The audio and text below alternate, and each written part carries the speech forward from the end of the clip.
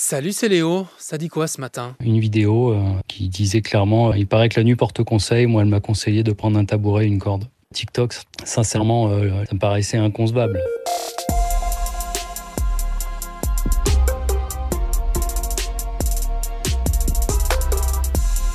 TikTok est-il responsable du suicide d'adolescents? C'est ce que pensent les parents de Charlize qui assignent le réseau social en justice.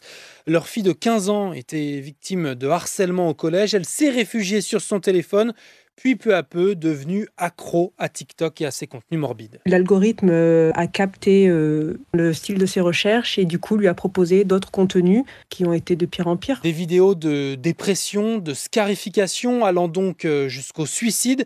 Pour la maman de Charlize, TikTok a amplifié son malaise à force de l'abreuver de contenus que des ados de son âge ne devraient jamais voir. et c'est exactement la même histoire qui est arrivée à Maëlle, une adolescente de 17 ans, qui elle a survécu à sa tentative. J'ai liké des contenus qui parlaient de chansons tristes. Puis après, c'est découlé des contenus d'incitation à l'automutilation, au suicide ou de choses comme ça. En donnant des astuces pour aller acheter des médicaments ou quoi utiliser pour se faire du mal. Tout ça, malheureusement, ça s'ancre dans le cerveau et ça me ravivait l'idée de vouloir me faire du mal ou de vouloir faire une tentative de suicide. Les parents de Maëlle, ceux de Charlize et au total 7 familles espèrent maintenant que la justice va reconnaître la faute commise par TikTok en laissant circuler ce genre de contenu sur sa plateforme.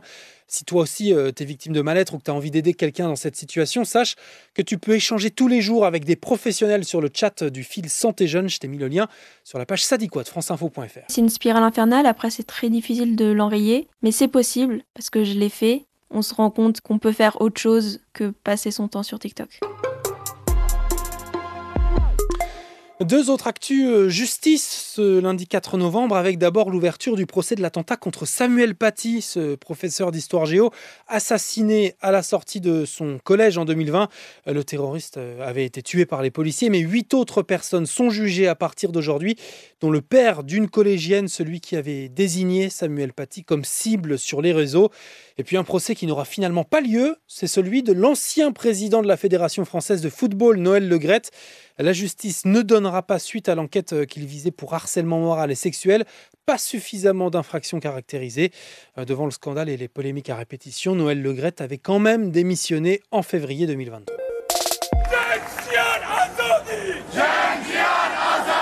Sinon, il y a comme une impression de déjà-vu ce matin.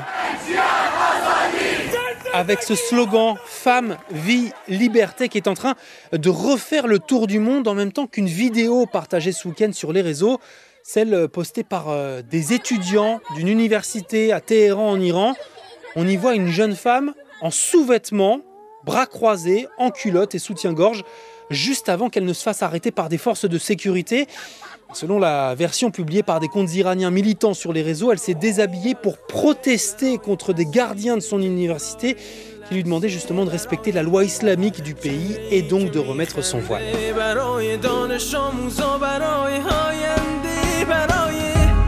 C'est ce qui était arrivé à Masha Amini en 2022. La mort de cette étudiante avait entraîné un début de révolte dont cette musique était un symbole, autant que le slogan que tu as entendu tout à l'heure. Cette fois, la jeune femme arrêtée est présentée comme étant Aoud Ariaeh, étudiante en littérature française, âgée de 30 ans. Et selon les autorités iraniennes, elle souffre en fait de problèmes psychiatriques et est aujourd'hui internée en hôpital. L'ONG Amnesty International n'est pas dupe, elle réclame sa libération immédiate et relaie des accusations de coups et de violences sexuelles à son encontre. Alors promis, je te donnerai de ces nouvelles dans Ça dit quoi et je te laisse donc sur cette musique de Shervin Hajipour qui a annoncé en septembre dernier avoir été gracié après avoir été dans un premier temps condamné à près de 4 ans de prison pour provocation à des émeutes. Sa musique avait reçu le Grammy Awards de la meilleure chanson pour un changement de société en 2023. C'était Léo de France Info. Allez, ciao.